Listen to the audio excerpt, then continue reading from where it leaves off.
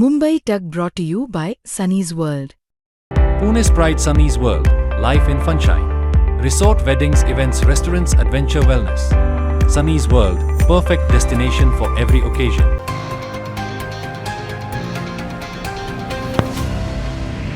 नमस्कार, मी अनुजा. तुम्ही पाहत आहात मुंबई तक. नुकतंच पुण्यामध्ये राहुल गांधी यांनी छात्रों की गूंज हा एक कार्यक्रम घेतलेला होता आणि त्याचं लाईव्ह सगळ्या गोष्टी आम्ही दाखवल्याच. पण बऱ्याचशा गोष्टी असतात ज्या कॅमेराच्या पलीकडे असतात, ज्या आम्ही तिथे प्रत्यक्ष उपस्थित असल्यामुळे नोटीस करत असतो, निरीक्षण त्याची करत असतो आणि त्यातल्याच काही गोष्टी ज्या आहेत त्या तुमच्यासमोर ठेवण्याचा हा प्रयत्न आहे. खास करून ज्या गोष्टी आम्ही कॅमेराच्या पलीकडच्या पाहिल्या त्या सुद्धा, आणि काय गोष्टी होऊ शकल्या असत्या, काय गोष्टी टाळता येऊ शकल्या असत्या त्याच्याबद्दलची सुद्धा तिकडे एक चर्चा होती. तर त्याही गोष्टी तुमच्यासमोर ठेवणार आहोत, ज्या तिथल्या तरुणांनी जे प्रतिक्रिया मुंबई तकच्या चॅनलवर दिलेली आहे त्या पलीकडच्या सगळ्या गोष्टी आता मी तुमच्यासमोर ठेवणार आहे. तर सुरुवात करूया सगळ्यात पहिले भाषेपासून, कारण की भाषा हा फार महत्वाचा अशी गोष्ट असते बेसिकली की ज्याच्यातनं तुम्ही समोरच्याशी पटकन कनेक्ट होऊ शकता, पटकन जोडले जाता. आणि तिथेच कुठेतरी राहुल गांधी कमी पडले असं जाणवतं, कारण की राहुल गांधी ज्यावेळेला आले, पुण्यासारख्या शहरामध्ये तुम्ही येताय जी महाराष्ट्राची सांस्कृतिक राजधानी म्हणून सुद्धा ओळखली जाते, आणि सगळा महाराष्ट्र सध्या म्हणजे वेगवेगळ्या महाराष्ट्रातल्या भागातली जर मुलं कुठे येत असतील तर ती पुण्यामध्ये येतात. शिक्षणाचं माहेरघर सुद्धा अर्थात आहे. पण ज्या वेळेला राहुल गांधी तिथे येत आहेत त्यावेळेला तुमच्या समोर इतक्या मोठ्या संख्येने विद्यार्थी जमलेले आहेत. पुण्यातले विद्यार्थी आहेत ते खास करून, किंवा महाराष्ट्रातल्या वेगवेगळ्या भागातले सुद्धा आलेले आहेत.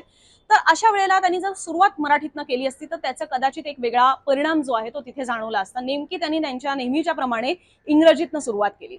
तर एक मराठीतनं जर सुरुवात झाली असती तर त्याचा एक वेगळा परिणाम जाणवला असता, वेगळ्या पद्धतीने समोरून प्रतिसाद आला असता. आपल्याला कल्पना आहे की ज्या पद्धतीने पंतप्रधान सुद्धा ज्या वेळेला महाराष्ट्रात येतात नरेंद्र मोदी, त्यावेळेला ते कुठेही त्यांची सभा असू दे ते सुरुवात मात्र मराठीतनं करतात, आणि त्यावेळेला समोरून कमालीचा प्रतिसाद जो आहे तो मिळताना पाहायला मिळतो. भले तुम्ही एखादा शब्द वापरा, एखाद दुसरी वाक्य वापरा, कोणाचीच अर्थात तुमच्याकडनं ही अपेक्षा नसणार आहे की तुम्हाला अस्खलित मराठी आलं पाहिजे, कारण तुम्ही महाराष्ट्रातले नाहीच आहात. पण जर येत आहात महाराष्ट्रात आणायचे तर एखादं त्यांनी वाक्य किंवा सुरुवात मराठीतनं केली असती तर त्याचा कदाचित वेगळा इम्पॅक्ट जाणवला असता. आणि मी ज्यावेळेला जिथे उभे होते, हा सगळा कार्यक्रम सुरू झाला, त्यावेळेला माझ्या शेजारी सगळे काँग्रेसचेच नेते होते. काहीशी त्यांच्यामध्ये सुद्धा याबद्दलची कुजबूज होती की ह्यांनी, राहुल गांधींनी हिंदीत बोलायला हवं. आणि राहुल गांधींना सुद्धा, म्हणजे अर्थात ही 100% खात्रीलायक माहिती नाहीये माझ्याकडे, पण असं जर तिकडे बोलण्यातनं जाणवलं किंवा कळलं त्याच्यानुसार की राहुल गांधींना सुद्धा कोणीतरी सांगितलं की तुम्ही इंग्रजीपेक्षा हिंदीतनं तुमचं भाषण करा. आणि तुम्ही नोटीस कराल की राहुल गांधी यांचं ते स्टेजवर आल्यानंतरची पहिली सुरुवातीची काही मिनिटं ही इंग्रजीमधनं होती, मात्र बऱ्यापैकी त्यांनी पुढे नंतर हिंदीमध्ये बोलण्याचा प्रयत्न केला. हिंदी इंग्रजी ते स्विच करत होते, पण बऱ्यापैकी ते हिंदीमध्ये बोलायला लागले. आणि हे मी का परत सांगते, कारण त्यावेळेला तुम्हाला लक्षात असेल, एक मुलगी जी आदिवासी समाजातनं होती आणि ती त्या सगळे वसतिगृह आणि यातले सगळे ज्या मुद्दे मांडत होती, ती स्वतः फारशी सहज नव्हती हिंदीमध्ये बोलायला. तर ती स्वतःच बरोबर मराठीतनं शिफ्ट झाली. तिने अजिबात या गोष्टीची पर्वा केली नाही की ती राहुल गांधींच्या शेजारी स्टेजवर उभी आहे, ती मराठीत बोलली तर राहुल गांधींना ते मुळीच कळणार नाही. तिने या गोष्टीची पर्वा नाही केली. तिला त्या ज्या समस्या होत्या त्या लोकांसमोर ठेवायच्या होत्या, त्या जाहीर मंच तिला मिळाला, त्याच्यावरनं तिला त्या ठेवायच्या होत्या. आणि बरोबर मग काँग्रेसच्या टीम मधनं एक मुलगी तिथे उभी होती, एक व्हॉलेंटियर तिथे उभी होती, तिने ते राहुल गांधींना सगळं भाषांतर करून सांगितलं. राहुल गांधींना सुद्धा ज्यावेळेला कळलं की ही भले मराठीतनं बोलते, पण त्या मुलीला समोरून जो प्रतिसाद मिळालेला होता, ज्या पद्धतीने लोक टाळ्या वाजवत होते, ती एवढं वोकल होते, एवढी अपफ्रंट राहून सगळं बोलतेय, जे धाडस दाखवत होती ती सगळं बोलण्याचं, त्याला समोरून इतका उत्कृष्ट प्रतिसाद मिळत होता की ती बोलते मराठी हे राहुल गांधींना ऑब्व्हियसली समजत नाहीये, पण राहुल गांधींनी सुद्धा तिला तेवढा वेळ दिला, तिला दोन तीन प्रश्न परत परत विचारले, हेही सांगितलं की तू मला तिथे इन्व्हाइट का करत नाहीस ज्या ठिकाणी तुमची उपोषणं सुरू आहेत आणि हे सगळे प्रश्न गंभीर झालेले आहेत. तर ही ती भाषेची किमया असते की तुम्ही तुमची भाषा जर वापरलीत, त्या जागेची जर भाषा वापरलीत, त्या प्रांताची जर भाषा वापरलीत, तर तुम्ही खूप लगेच समोरच्या ऑडियन्स सोबत कनेक्ट होता. आणि तो फरक जो आहे तो तिथे जाणवला की त्यांनी भाषेवर थोडं लक्ष द्यायला हवं होतं. आता दुसरा विषय आणूया, तो म्हणजे की जो चांगल्या अर्थानं पाहायला हवा, आणि तो असा की सहसा हे सगळे जे कार्यक्रम होतात त्याच्यामध्ये आजकाल एक नवीन ट्रेंड पाहायला मिळतो. ते म्हणजे की पहिले जर कुठल्या सभा असतील किंवा असे कार्यक्रम असतील तर तिथे सतत भाषणच व्हायची. म्हणजे मुख्य नेता जो कोणी येणार आहे त्याच्या आधी जे तिथले स्थानिक नेते आहेत त्यांची भाषणं होत राहायची, आणि त्याच्यामध्ये बऱ्याचदा लोक कंटाळून सुद्धा जायची. इथे सुद्धा काहीसं तसंच झालं. तुम्ही विचार करा, 5 वाजताची वेळ दिलेली होती, राहुल गांधी आले 7:30ला, आणि 5 वाजताची वेळ म्हटल्यानंतर बरेच जण 4-4:30 पासून सुद्धा, काही जण अगदी 3-3:30 पासून सुद्धा याला सुरुवात झालेली होती. हा क्राऊड संध्याकाळी 7:30 पर्यंत टिकवून ठेवणं हे खूप मोठं आव्हान आहे. हे अर्थात इतरही सभांमध्ये हे मोठं आव्हान असतं, पण बऱ्याचदा तिथे जर अशी ती टिपिकल भाषणं ठेवली की ज्या भाषणांमध्ये काय बोललं जातं आणि समोरचा ऑडियन्स यांना जर त्याचा काही सोयरसूतकच नसेल तर तो ऑडियन्स निघून सुद्धा जाऊ शकतो बऱ्याचदा. इथे सुद्धा कदाचित तेच झालं असतं, कारण की हा काही टिपिकल त्या राजकीय पक्षाचा कार्यक्रम नव्हता की तिकडे तुमचे गावभरातनं सगळे राज्यभरातनं सगळे कार्यकर्ते येतील आणि ते थांबतीलच बाय डिफॉल्ट. इथे तसं नव्हतं. ते सर्वसामान्य तरुणी होत्या, अगदी 15-16 वर्षांपासूनच्या या तरुणी ज्या 30च्या आतल्या आहेत. हा मोठ्या प्रमाणात तिथला वर्ग होता, अर्थात पालक किंवा 40-50ल्या सुद्धा महिला होत्या, पण प्रामुख्याने तरुणी होत्या. त्यांना राजकीय दृष्ट्या तिथे काही ऐकण्यात फार काही स्वारस्य होतं असं जाणवलं नाही. आणि त्यामुळे तिकडे जे सगळे म्युझिकल सगळा कॉन्टेंट किंवा जो कॉन्सर्ट टाईप जे सगळं त्याचं डिझायनिंग होतं त्या कार्यक्रमाचं, त्याच्यामुळे तो सगळा ऑडियन्स जो आहे तो तिथे टिकून राहिला. कारण साधारणतः 5:30-6 नंतर हे म्युझिक शो एक प्रकारे सुरू झाला, की तिकडे गाणी लावण्यात आली होती. काही रोमॅन्टिक सॉंग्स होते, काही ब्रेकअप सॉंग्स होते, काही अगदी युथफुल जे सगळे असतात म्हणजे एकदम चिअर करणारे असे काही सॉंग्स होते. आणि त्यातनं तो सगळा क्राऊड जो आहे, तो सगळा तरुण वर्ग जो आहे तो तिथे टिकून राहिलेला होता. अन्यथा तो टिकून राहणं हे थोडं जड गेलं असतं. जसे राहुल गांधी आले, मी मगाशी भाषेबद्दल मुद्दा सांगितलाच, पण जसे राहुल गांधी आले त्याच्या काही वेळानंतर, एक 15-20 मिनिटांनंतर थोडीशी गर्दी जी आहे ती ओसरायला लागलेली होती. आणि हा पण फार महत्वाचा मुद्दा आहे जो तिथल्या काँग्रेसच्या लोकांना सुद्धा जाणवला. तो अशा अर्थाने की तुम्ही एक तर पुण्यात कार्यक्रम करताय. पुण्यामध्ये जे मला पुण्यातल्या तिथल्या लोकांकडनं सुद्धा कळलं की तुम्हाला जर तुमच्या एखाद्या ठिकाणापर्यंत पोहोचायचं असेल तर तुम्हाला आजकाल तासभर आधी तरी निघावंच लागतं, भले ते अंतर कितीही जवळ का असेना. कारण पुण्यामध्ये वाहतूक कोंडी ही इतकी मोठी समस्या झालेली आहे की तुम्हाला तसं राहावं लागतं. आता तुम्ही विचार करा, 3:30-4 पासून आलेल्या मुली ह्या संध्याकाळी 7:30 वाजता राहुल गांधी येतात. सो त्यांनी ऑलरेडी त्यांचे 4 तास तिथे घालवलेले आहेत. त्यात त्यांना जर त्यांच्या घरी जायचं असेल तर त्यांना तासभर आधी निघणं स्वाभाविक आहे. आणि पुण्यामध्ये असं आहे, बरेच जणांना सांगितलं होतं की 8-9 पर्यंत घरी या, असं मला तिथल्या काही लोकांनी सांगितलंय, मला याबद्दलची कल्पना नाही. पण जर तुम्हाला 8-9 पर्यंत घरी पोहोचायचं असेल तर तुम्हाला 7-7:30 पर्यंत एनिवे निघावं लागणार. त्यामुळे काही मुली ह्या त्या कारणास्तव निघालेल्या होत्या, कारण की ऑलरेडी ते खूप वेळ थांबलेले होते. बरं 1.5 तास तर तिकडे तो म्युझिक कॉन्सर्ट सगळं सुरू असल्यामुळे अनेक मुली त्याच्यावरच थिरकत होत्या, अनेक जण दमली असतील. बसायची सोय नव्हती तिकडे, कारण की साधारणतः सभा किंवा अशा कार्यक्रमांमध्ये खुर्च्या लावलेल्या असतात. इथे खुर्च्याच नव्हत्या, हे मैदान मोकळं होतं, लोक उभी होते.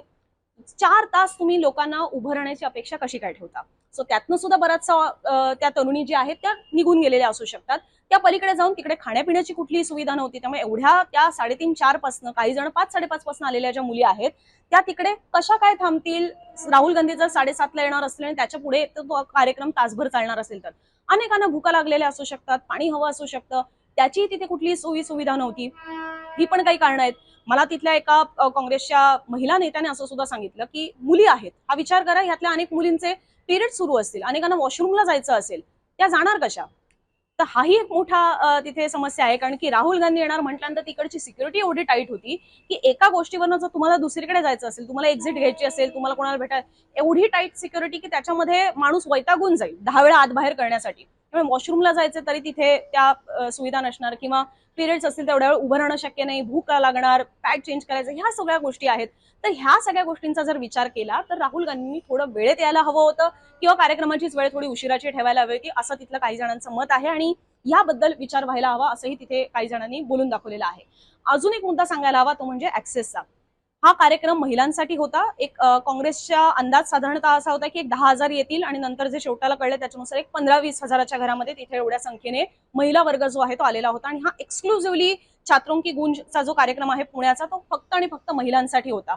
आता पण त्या महिलांसोबत इंटरॅक्ट करायला, त्यांच्याशी संवाद साधायला मीडियाला जाऊच दिलं जात नव्हतं. हाही विचार ह्याच्यामध्ये काँग्रेसने करायला हवा, कारण की तिकडे महिलांसाठी तो कार्यक्रम असल्यामुळे आणि माध्यमांमध्ये बहुतांशी पुरुष कॅमेरामन आहेत, तर त्याच्यामुळे त्यांचा सिक्युरिटी पर्पज, सुरक्षेच्या कारणास्तव तिथे होतं की त्या महिलांमध्ये आम्ही या सगळ्या लोकांना सोडणार नाही. आता मीडिया त्याच्यामध्ये कोणाला कायच त्रास देणार आहे? म्हणजे आजवरची अशी कुठली केस पण नाहीये, माझ्या सुद्धा स्मरणात नाहीये. मी 10 वर्ष काम करते मीडियामध्ये, माझ्या अशी स्मरणात केस नाही की कुठल्या तरी मीडियाच्या कॅमेरामनने कोणाला कधी अशा पद्धतीने त्रास दिलेला असावा. आम्ही स्वतः महिला पत्रकार पुरुष कॅमेरामन सोबतच असतो, दौऱ्यांवर असतो वेगवेगळ्या, आणि आम्ही प्रचंड सुरक्षित असतो. इनफॅक्ट एखादी महिला पत्रकाराला सुद्धा जर कोणी त्रास देत असेल तर तिच्या सोबतच्या कॅमेरामनच्या पलीकडचे सुद्धा जे बाकीचे सगळे पुरुष कॅमेरामन असतात ते सुद्धा त्यांना वाचवायला येतात, त्यांना आधार द्यायला येतात, किंवा त्यांनी काय खाल्लं पिलंय की नाही ह्याची काळजी घेत असतात. सो पुरुष कॅमेरामन हे बऱ्यापैकी सेफ असतात. पण ठीक आहे की त्यावेळेला काही पोलिसांना याबद्दल माहिती असणं गरजेचं नाहीये. पण मूळ मुद्दा हा की त्याच्यामुळे खूप साऱ्या प्रतिक्रिया ज्या आहेत त्या रेकॉर्डच करता येऊ शकल्या नाहीत, कारण त्यांनी मीडियाला जी स्पेस तिकडे ठेवलेली होती एवढ्या पुरताच तिकडे पुरुष कॅमेरामन जे आहेत ते येऊ शकत होते, आणि बाकी इकडे सगळीकडे जो सगळ्या महिला जमलेल्या होत्या तिकडे त्यांना सोडलंच जात नव्हतं. पण कालांतरानं काही महिला पत्रकार, मी असेल किंवा इतरही असेल, आम्ही त्या क्राऊडमध्ये कसे बसे गेलो आणि अगदी कडेकडेनेच उभं राहून त्या बॅरिकेड्सच्या आम्ही तिकडे प्रतिक्रिया रेकॉर्ड करण्याचा प्रयत्न केला. पण जो ऍक्च्युअल क्राऊड होता, जो त्या स्टेजच्या समोर होता, ज्याच्यामध्ये खूप मुलींनी हातामध्ये फोन पकडून त्याच्यावर काही मेसेजेस लिहिलेले होते, जे त्यांनी राहुल गांधींसाठी लिहिले होते किंवा प्लॅकार्ड्स घेऊन आलेले होते, तर ह्या मुलींशी आम्हाला त्याच्यामुळे बोलता येऊ शकलं नाही, कारण तिथपर्यंत आम्हाला जाऊच दिलं जात नव्हतं.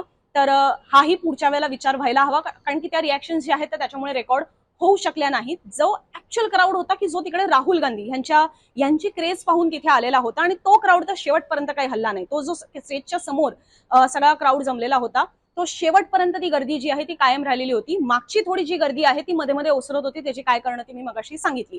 तर आता राहुल गांधींच्या प्रतिसादाबद्दल बोलायचं झालं तर खूप महिलांना, मुलींना, तरुणींना ही कॉन्सेप्ट, ही जी संकल्पना आहे ही प्रचंड आवडलेली होती. आणि अर्थात महाराष्ट्र राज्यच इतकं प्रगत आहे विचारांनी सुद्धा, आणि महाराष्ट्रात अनेक समाज सुधारक होऊन गेलेले आहेत, महिला आणि स्त्रिया म्हणजे त्या काळातल्या समाज सुधारक होऊन गेलेले आहेत. त्यामुळे महाराष्ट्र हे बऱ्यापैकी पुरोगामी राज्य आहे, पुरोगामी विचारांचं राज्य आहे, आणि त्यामुळे इथे येऊन ज्यावेळेला असे विचार मांडले जातात त्याला स्वाभाविकपणे खूप चांगला प्रतिसाद मिळत असतो. आणि त्या पलीकडे जाऊन सुद्धा जर कुठे कमीपणा असेल, तर ज्या सगळ्या महिला अत्याचार, महिला असुरक्षिततेच्या घटना घडतायत किंवा महिलांना योग्य मान सन्मान मिळण्यासंदर्भातली जर विचार जर मांडले जात असतील, तर त्याला 100% चांगला प्रतिसाद जो आहे तो महिलांकडनं मिळतो. आणि तोच राहुल गांधी ज्या ज्या वेळेला महिलांच्या समान न्याय हक्काबद्दल, महिलांच्या सुरक्षिततेसंदर्भामध्ये बोलत होते, त्यावेळेला त्याला उत्तम प्रतिसाद हा समोर असलेल्या महिलांकडनं मिळत होता. फक्त त्यातली काही आयरनी जी आहे किंवा काही विरोधाभास जो आहे तो काहींनी त्याच्यामध्ये दाखवण्याचा प्रयत्न केला, अशा अर्थानं की ज्या वेळेला महिलांचं स्वातंत्र्य, महिलांना त्यांच्या मर्जीने जगण्याबद्दल ज्या वेळेला भाष्य केलं जाते, त्यावेळेला तुमच्या स्टेजवर मात्र एक महिला अशी होती की जिने बुरखा घातलेला होता, आणि हे सुद्धा कुठेतरी महिलांच्या स्वातंत्र्यावर गदा आणणारं आहे असं काहींच्या प्रतिक्रिया मी पाहिल्या. पण त्याच्यामध्ये हे दोन्ही आर्ग्युमेंट्स ठेवले जाऊ शकतात आणि प्रेक्षकांनी आपापल्या पद्धतीने सांगावं की त्यांना कुठले बरोबर वाटतात. एक आर्ग्युमेंट त्याच्यामध्ये असं आहे की ते शेवटी जे आहे ते धार्मिक आहे, आणि ज्या गोष्टी धार्मिक आहेत त्याच्यामध्ये बाहेरची व्यक्ती एनिवेज काही करू शकत नाही, कारण की धार्मिक विचारांचं स्वातंत्र्य आहे. अशा पद्धतीने जर त्या धार्मिक कारणांसाठी एखादी व्यक्ती असं करत असेल, तर त्याच्यामध्ये बाहेरची व्यक्ती कायच करणार, असा एक प्रश्न उपस्थित करणारे काही जण आहेत. त्यामुळे ती महिला जर तिकडे बुरख्यामध्ये येत असेल तर त्याच्याबद्दल इतर कोणी काही बोलू शकत नाही टेक्निकली. आणि एक दुसरा वर्ग असा आहे की का तुम्ही 21व्या शतकामध्ये आजही महिलांना बुरख्यामध्ये बांधून ठेवताय, असाही विचार मांडणारी लोक पाहायला मिळाली. सो हा एक मुद्दा झाला. पण त्या पलीकडे जाऊन स्टेजवर ज्या प्रामुख्याने तरुणी पाहायला मिळाल्या, कारण फारशा अशा महिला म्हणून म्हणजे स्त्रिया अशा प्रौढ गटातल्या त्या नव्हत्या, ते सगळे तरुण होते, त्या सगळ्या तरुणी होत्या. त्या स्टेजवर ज्या पाहायला मिळाल्या त्या खूप एक्साइटेड होत्या, त्यांना हे सगळे विचार मांडायचे होते. त्यातल्या काही तरुणींचं असं सुद्धा म्हणणं होतं की त्यांना राहुल गांधींकडनंच अपेक्षा आहे, आणि त्याचं प्रमुख कारण हे आहे की त्या इतक्या तरुण आहेत की त्यांना 2014च्या पूर्वीचे राहुल गांधी माहिती नाहीत. सो मधली जी पिढी आहे, ज्यांच्या समोर आधीची काँग्रेस काय आहे हे दाखवण्याचे प्रयत्न झाले, अगदी माझ्या सुद्धा पिढीपर्यंत, की ज्यांनी 2014च्या आधीची पण काँग्रेस पाहिलेली आहे, आणि आमच्या पिढीपर्यंत इंदिरा गांधी त्यांनी कशी काँग्रेस हाताळलेली होती किंवा त्या पंतप्रधान असताना कशा पद्धतीने देश हाताळला जात होता, याही गोष्टी सांगितल्या जात होत्या, बिंबवल्या जात होत्या. पण ही जी अगदीच तरुण पिढी आहे, अगदी 16, 17, 18 वर्षांची, त्यांना तेवढं माहिती नाहीये की 2014च्या पूर्वीची काँग्रेस कशी होती. त्यांना आत्ताचं नेमकं काय चाललेलं आहे, देशभरातली स्थिती, त्यावर त्यांना फोकस ठेवायचा आहे आणि त्यांना त्याच मुद्द्यापुरता बोलायचं आहे. आणि त्यामुळे त्यांना असं वाटतं की जर हे विषय मांडले जात असतील, इनफॅक्ट तिकडे असाही प्रतिक्रिया देताना मुली जाणवल्या की त्यांना हा फरक पडत नव्हता की राहुल गांधी आहेत, नरेंद्र मोदी आहेत, कोण आहेत वगैरे वगैरे. त्यांना मुद्द्यांवर कोण बोलतंय हे त्यांच्यासाठी फार महत्वाचं होतं, आणि जे कोणी आमचे मुद्दे मांडतील आम्ही त्यांच्यासोबत जायला तयार आहोत. त्यांना पक्ष, विचारसरणी, त्यांची पार्श्वभूमी ह्याच्यामध्ये त्यांना काडीचा इंटरेस्ट नव्हता. त्यांना आमचे मुद्दे कोण मांडते ह्याच्याशीच देणं घेणं होतं. सो असा एक संमिश्र क्राऊड जो आहे तो पाहायला मिळत होता. पण ओव्हरऑल बोलायचं झालं तर मोठ्या प्रमाणात इथे तरुणी जी आहेत त्या जमलेल्या होत्या, आणि फक्त त्या मैदानापुरता नाही, आसपास सुद्धा खूप मोठ्या प्रमाणात तरुणी तिथे जमलेल्या पाहायला मिळाल्या. आणि त्याच्यातला हीच गोष्ट आहे, कारण तिथल्या काही काँग्रेसच्या नेत्यांनी सुद्धा म्हटलं मला त्या पद्धतीने की तुम्ही ह्यांना गृहीत नाही धरू शकत, हे आज तुमच्या सोबत आहेत याचा अर्थ असा नाही की ते उद्याही तुमच्या सोबत राहतील. त्यांना आज वाटतंय की तुम्ही त्यांचे मुद्दे मांडताय म्हणून ते आज तुमच्या सोबत आहेत. उद्या जर तुम्ही सुद्धा आता ते ज्यांच्या विरोधात आहेत त्यांच्या पद्धतीने वागायला लागलात तर ते उद्या तुम्हाला सुद्धा प्रश्न विचारायला कमी करणार नाहीत, अशी ही पिढी आहे. त्यामुळे आता ती येते, ती त्या मुद्द्यांसाठी तुमच्याकडे येते. आणि त्यातला सगळ्यात इंटरेस्टिंग मुद्दा तो म्हणजे की या संपूर्ण कार्यक्रमामध्ये कुठेही हा काँग्रेसचा कार्यक्रम आहे हे बिंबवण्यात आलं नाही. कुठेही काँग्रेस या पक्षाचं नाव घेण्यात येत नव्हतं, काँग्रेस या चिन्हाचा वापर झालेला नव्हता, काँग्रेसचे झेंडे तिकडे फडकवण्यात येत नव्हते, ना तिकडे काँग्रेसचे सगळे काही नेते आलेले आहेत त्यांनी आपल्या अंगावर कुठे काही काँग्रेसचं कुठलं निशाण बिशाण लावले असंही काही नव्हतं. सो हा कार्यक्रम काँग्रेसचा आहे असं अजिबात त्यांना भासवण्यात आलं नाही. हा पूर्णपणे अराजकीय कार्यक्रम आहे, तरुणींसाठीचा कार्यक्रम आहे. हाच मेसेज जो आहे तो त्याच्यातनं देण्याचा पूर्णतः प्रयत्न जो आहे तो झालेला होता. एक अजून मुद्दा जो सांगायला हवा तो अशा दृष्टीने की या संपूर्ण कार्यक्रमामध्ये एक मधला भाग सोडला की ज्याच्यामध्ये राहुल गांधींनी योगी आदित्यनाथ, पंतप्रधान नरेंद्र मोदी आणि सरसंघचालक मोहन भागवत, RSSचे सरसंघचालक मोहन भागवत यांच्याबद्दल त्यांच्या काही व्हिडिओ क्लिप्स ज्या आहेत त्या दाखवण्यात आल्या आणि त्याच्याबद्दल त्यांची महिलांसंदर्भातली मतं किंवा ते महिलांच्या बद्दल काय विचार करतात हे एक दाखवण्याचा प्रयत्न केला राहुल गांधींनी. पण त्या पलीकडे जाऊन या संपूर्ण कार्यक्रमामध्ये ते सरकारवर काही विशिष्ट बोलतायत, सरकारवर टीका करतायत असंही काही जाणवलं नाही. सो ते पूर्णपणे महिलांचे विषय, महिलांचा सन्मान याच्यावरच जास्त फोकस्ड असलेले पाहायला मिळाले किंवा याबद्दलच जास्त ते बोलताना पाहायला मिळाले. त्याच्यामध्ये कुठलेही त्यांनी राजकीय मुद्दे हे फारसे आणले नाहीत आणि त्याच्यामुळे सुद्धा त्या ऑडियन्सला कदाचित त्या गोष्टी अपील झालेल्या असाव्यात. मगाशी जसं उल्लेख केला हा ऑडियन्स पूर्णतः अराजकीय जास्त जाणवत होता. ते फारसे राजकीय कॉमेंट्स त्याच्यामध्ये करत नव्हते. ABVP आणि काँग्रेस यांच्यामध्ये सुद्धा एक गोंधळाचं वातावरण तयार झालेलं होतं, एक राडा झालेला होता पुण्यामध्ये, पण त्याबद्दल सुद्धा राहुल गांधी एक अवाक्षर सुद्धा बोलले नाहीत. सो अननेसेसरीली कुठलीही त्यांनी कॉन्ट्रोवर्सी किंवा कुठलाही वाद हा राजकीय दृष्ट्या त्या कार्यक्रमातनं तयार करण्याचं त्यांच्या बाजूने टाळलं. एक अजून सांगायला हवा तो अशा दृष्टीने की तिकडे पुरुष सुद्धा आलेले होते आणि तो पण फार इंटरेस्टिंग आहे कारण कार्यक्रम हा फक्त आणि फक्त मुलींसाठी होता. मुली अर्थात तिथे आलेल्या होत्या, पण जे बॅरिकेड्स होते त्या बॅरिकेड्सच्या पलीकडनं खूप मोठ्या प्रमाणात तरुण सुद्धा आलेले होते. पण अर्थात ते बॅरिकेड्स असल्यामुळे मला त्यांच्याशी थेट काही बोलता आलं नाही. सो मला माहिती नाही की ते खरोखर सर्वसामान्य तरुण होते की काँग्रेसचे कार्यकर्ते होते हे मी नाही सांगू शकत. पण ओव्हरऑल सांगायचं झालं तर प्रतिसाद मोठ्या प्रमाणात होता आणि राहुल गांधी निघेपर्यंत सुद्धा तो प्रतिसाद मोठ्या प्रमाणात जाणवला. सो बघायला हवं की अशा पद्धतीचे महिला सेंट्रिक कार्यक्रम हे इथून पुढे किती राजकारणी कशा पद्धतीने हाती घेतात. मध्ये आता सगळं तरुणाई आणि जेन्झीज यांच्याबद्दलच्या गप्पा सुरू होत्या किंवा त्याबद्दल जास्त फोकस आहे असं पाहायला मिळत होतं. मात्र राहुल गांधींनी त्याच्यातही एक नवीन फॅक्टर आणून हा फक्त महिला सेंट्रिक, महिलांच्या केंद्रित हा कार्यक्रम जो आहे तो ठेवलेला आहे. सो एकंदरीत हा कार्यक्रम, ह्या कार्यक्रमात मांडलेले राहुल गांधींचे विचार किंवा महिलांसंदर्भातली मतं आणि महिला समानता या सगळ्याबद्दल तुम्हाला काय वाटतं, तुमच्या प्रतिक्रिया आम्हाला जाणून घ्यायला नक्की आवडतील. आणि याबद्दल तुमचा रिस्पॉन्स जो आहे तो मुंबई तकच्या व्हिडिओजला तुम्ही देत राहा. चॅनल सबस्क्राईब करून नक्की ठेवा आणि मुंबईतक.in आमची वेबसाईट आहे त्यालाही भेट देऊ शकता. हा व्हिडिओ पाहिला त्याबद्दल धन्यवाद.